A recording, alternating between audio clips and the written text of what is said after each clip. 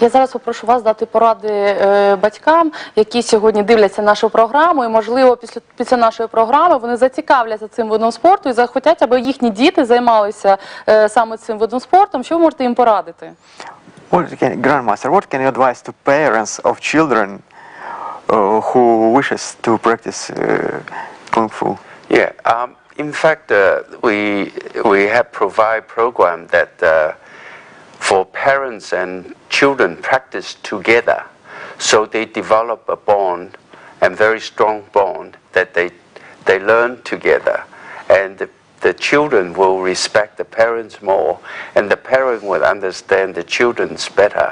So it's a very happy program. Yeah. У нас есть очень хорошая программа в этом отношении, и ее изюминка как бы заключается в том, что дети и родители занимаются вместе.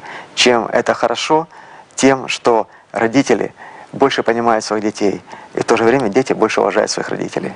Чому я це запитую? Тому що, чесно кажучи, панує така думка, що кунг-фу – це дуже травматичний вид спорту, тому батьки, чесно кажуть, трішки побаюються віддавати своїх дітей, саме займатися цим видом спорту. Why I ask this question? That because there's some opinion that the people who are practicing kung fu, it's very traumatic. Well, depends on what type of Kung Fu, because Wing Chun was developed by a woman and is a very scientific system. And the most important thing about Wing Chun is that it does not depend on speed and power, rather on how to improve the reflexes, coordination, balance, and footwork to achieve better coordinations, you know. And we have also professional people that world champions, you know. And Prince Badi, he's been 5 years boxing like heavyweight champion, and he's going to retire this end of this year because he's 36 years old. And when he wins his 6th belt, he will retire. So this is Prince Badi. Yeah. То есть, говоря о травматизме, я хотел бы напомнить о том факте, что винчунь кунг-фу, этот стиль был разработан, опять-таки, женщиной. Это уже само по себе говорит о многом.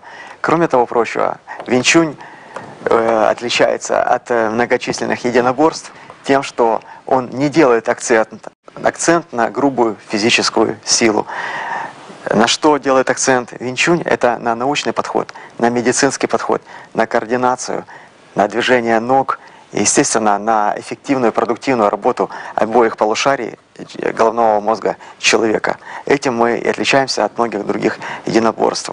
Ну и говоря о достижениях, которых достигают атлеты различных видов спорта, которые для своего общего развития практикует винчунь, Грандмастер хотел бы отметить одного из своих многочисленных учеников, принца Бади, который является чемпионом по боксу, чемпионом мира по боксу в тяжелом весе. Последние 5 лет, после того, как он тренировался с Грандмастером, этот спортсмен не знает поражений и не знает никаких травм и осложнений. От, чесно кажучи, хотілося б зараз перейти на іншу таку сходинку і поговорити все ж таки про кінематограф. Чому? Тому що я знаю, що окрім того, що ви працюєте з професійними спортсменами, з людьми, які хочуть опанувати це мистецтво, ви ще працюєте з акторами, людьми, які показують це бойове мистецтво, якісь окремі фрагменти в кіно. Наскільки, от ми ж коли бачимо, дивимося, також фільми із Брюсом Лі, і сучасні фільми, коли ми бачимо, тобто люди там роблять дуже такі неймовірні речі. Наскільки це відповідає дійсності, насправді? And now we would like to ask you some questions about the cinema, because we know that many people like very much movie with martial arts. And that's why we have one question. Sometimes when there are some cases of kung fu in movies, it's look like very magic. What can you tell about that? It's really so magic. See, there's a lot of acrobats movements in the movie, and also they using wire they're using wire when they fly over the trees and so on, you know. And because movie is imaginations, you know, and they have to dramatize, you know. But for real, there are a lot of somersaults and like jumping and how to fall. Also, it's part of the kung fu training. But to fly across the trees and so on, they have to use wire. You know that it's not realistic. Yeah, but it's entertaining.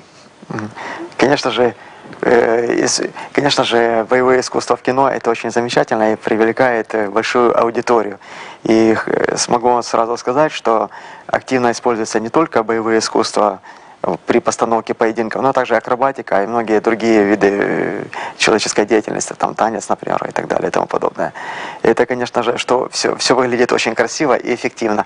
Но сразу вас хочу успокоить, если вы увидите актера, который летит между деревьями, могу вас сразу предупредить о том, что без спецэффектов здесь не обошлось.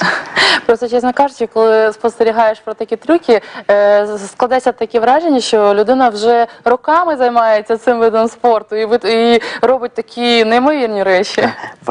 Because we are very surprised, because sometimes when you see the artist making some movements, and we have the idea that he's practicing for several years the martial arts. Yeah,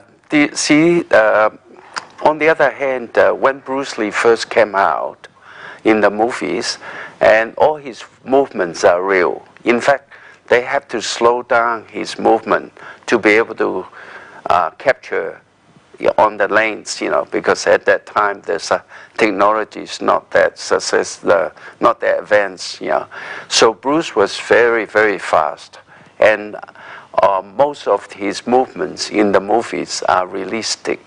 Yeah. Единственное, что я вам хотел сказать, что если вы хотите посмотреть действительно реалистическое, реальное кино, мы можем вспомнить с вами такого актера, как Брюс Ли, в те годы, когда еще не было никаких спецэффектов, и Grandmaster подтверждает, что все, что делалось в этих фильмах, это все было сделано Брюсом Ли собственноручно, на собственном опыте, и используя все свои качества. Я знаю, що такі бойові мистецтва, як кунг-фу, Україна саме, зокрема, відкрила і завдяки фільмам за участю Брюса Лі. Це дуже видатна людина, я знаю, що ви працювали з ним. Я хочу, щоб ви про це розказали трішки більше детально. As you know, Grandmaster, Ukraine discovered martial arts a lot of thanks to Bruce Lee and his movies. And we know also that you were practicing Wing Chun and teaching Wing Chun to Bruce Lee. Please, can you tell us some word about your work with Bruce Lee? Yeah, Bruce Lee and I grew up together in the 50s, you know, but because Bruce was very skinny when he was young, when he was little, and he's being bullied.